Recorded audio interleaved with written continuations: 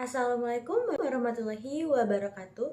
Perkenalkan, nama saya Melpa Dewi Sara dari kelas 12 TKJ 1. Di sini saya akan menjelaskan sedikit materi tentang aplikasi monitoring jaringan, yaitu aplikasi Wireshark. Apa itu Wireshark? Wireshark adalah perangkat lunak open source yang memungkinkan pengguna untuk 1. Menangkap paket data, mengumpulkan data yang dikirim dan diterima melalui antarmuka jaringan, misalnya Ethernet atau Wi-Fi. 2. Menganalisis paket, menampilkan detail lengkap setiap paket yang meliputi header, payload, protokol yang digunakan, alamat IP, sumber dan tujuan, serta informasi teknis lainnya. Fungsi dan kegunaan Wireshark. 1. Troubleshooting jaringan. Di antaranya ada identitas masalah konektivitas, membantu menemukan sumber masalah seperti paket yang hilang, delay, atau kesalahan konfigurasi jaringan. Kedua, ada analisis protokol, memungkinkan pengguna untuk memeriksa bagaimana protokol jaringan seperti TCP, UDP, HTTP, dan DNS bekerja, serta mendeteksi kesalahan pada implementasi protokol. 2.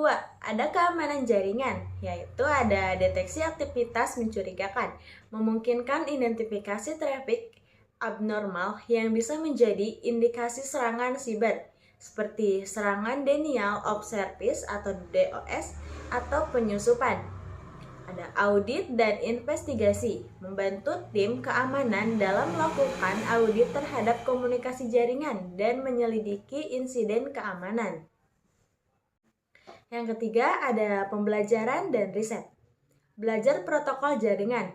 Wireshark adalah alat yang sangat berguna untuk mempelajari bagaimana data dikemas dan dikomunikasikan dalam jaringan. Kedua, ada simulasi dan eksperimen. Ideal untuk melakukan riset tentang performa jaringan atau menguji teori terkait komunikasi data. Cara kerja pada Wireshark. Penangkapan paket atau paket capture. Interface jaringan. Wireshark dapat menangkap data dari berbagai antarmuka jaringan yang tersedia di komputer. Pengguna dapat memilih antarmuka mana yang akan dipantau. Kedua, ada Promise Choice. Dengan mengaktifkan mode Promise Choice, Wireshark dapat menangkap semua paket yang melintas pada jaringan, bukan hanya paket yang ditunjukkan ke komputer tertentu. Yang kedua, ada analisis dan dekode paket. Proses dekode. Setelah paket ditangkap, Wireshark menguraikan data paket sesuai dengan protokol yang digunakan. Misalnya, jika paket menggunakan protokol TCP atau IP, maka Wireshark akan menampilkan informasi tentang header TCP, alamat IP, dan lainnya. Kedua, ada detail paket. Pengguna dapat melihat informasi terperinci untuk setiap paket, termasuk timestamp, informasi layar aplikasi, transport, dan network. Yang ketiga, ada filter dan pencarian. Ada display filter. Wireshark memiliki fitur filter yang kuat yang memungkinkan pengguna untuk menyaring paket berdasarkan kriteria tertentu seperti alamat IP, port, atau jenis protokol. Kedua, ada capture filter.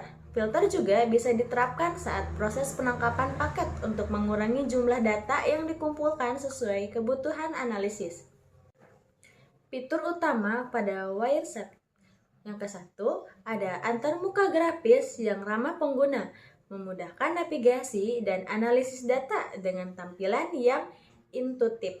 Yang kedua, ada dekode banyak protokol, mendukung ratusan protokol jaringan yang terus diperbarui. Yang ketiga, ada statistik dan grafis, menyediakan fitur statistik untuk menggunakan performa jaringan seperti grafik paket dengan aliran dan lain-lain.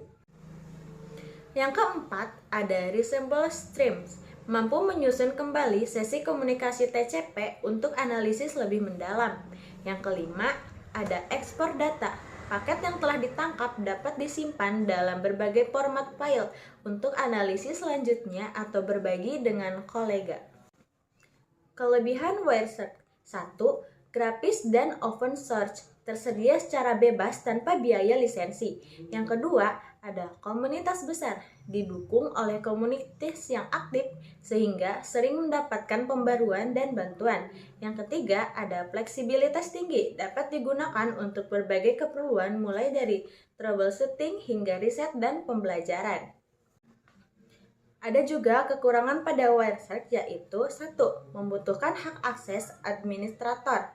Untuk menangkap paket secara menyeluruh pada beberapa sistem operasi, diperlukan hak akses khusus. Yang kedua, ada keterbatasan pada enskripsi. Tidak dapat langsung membaca atau mendeskripsi data yang dienskripsi, misalnya HTTPS, tanpa konfigurasi tambahan seperti deskripsi SSL atau TLS. Yang ketiga, ada volume data besar. Pada jaringan yang sangat padat, jumlah paket yang ditangkap bisa sangat besar, sehingga analisis bisa menjadi kompleks dan memerlukan sumber daya komputer yang cukup tinggi. Selanjutnya, kita akan coba untuk menginstal aplikasi Wireshark. Selanjutnya, langsung kita buka aja aplikasi Wireshark yang udah di-download. Kita buka ya teman-teman.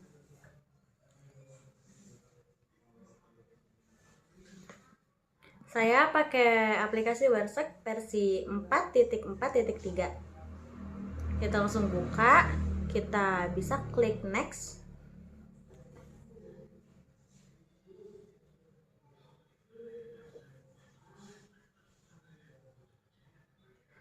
Lalu kita juga klik next.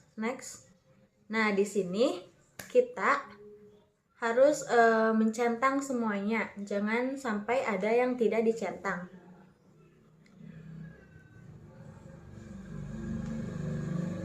Kemudian kita juga harus centang, lalu next.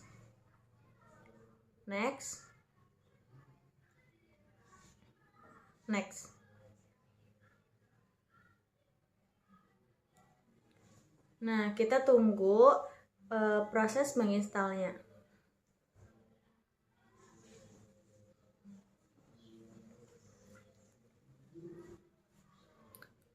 Lumayan agak lama ya teman-teman.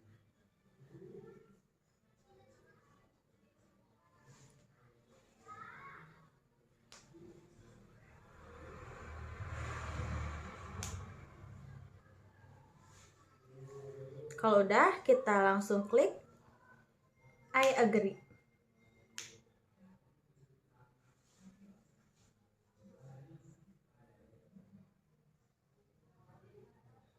Kemudian kosongkan saja, jangan ada yang dicentang.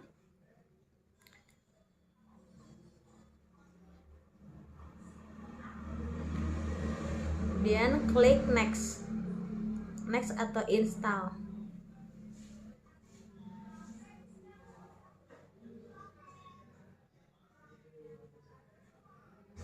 Nah, ini lagi proses menginstal ya.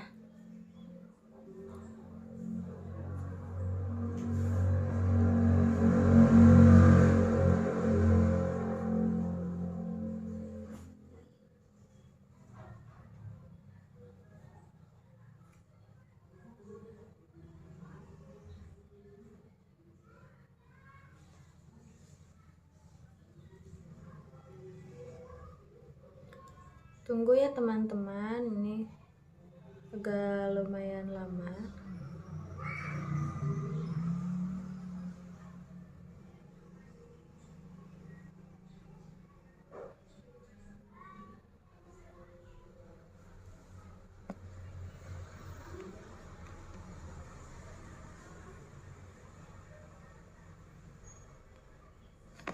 Nah, kalau udah, kita langsung klik next.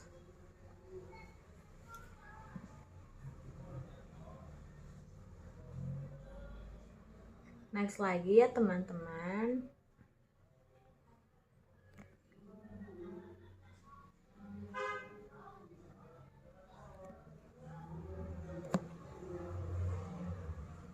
Udah langsung finish.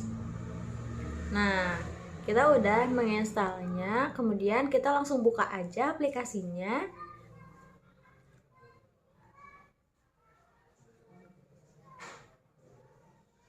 Kita langsung masuk. Kita langsung masuk.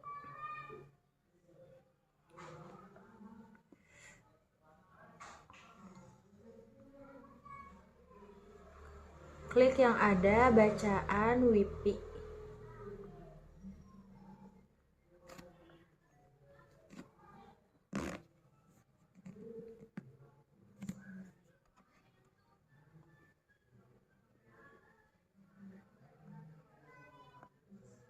Nah, di sini kita bisa melihat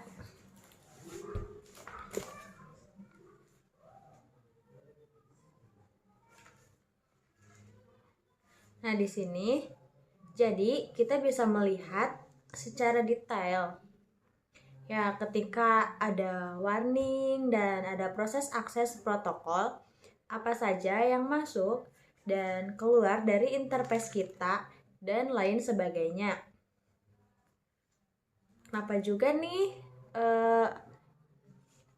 Wireshark bisa berjalan otomatis, bisa berjalan sendiri?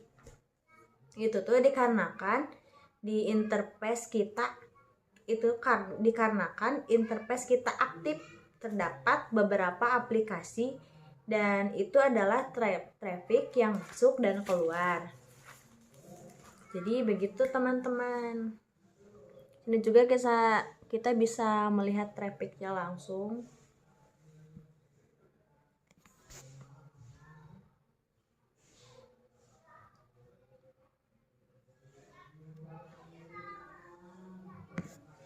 Jadi sekian presentasi dari saya, kurang lebihnya mohon maaf.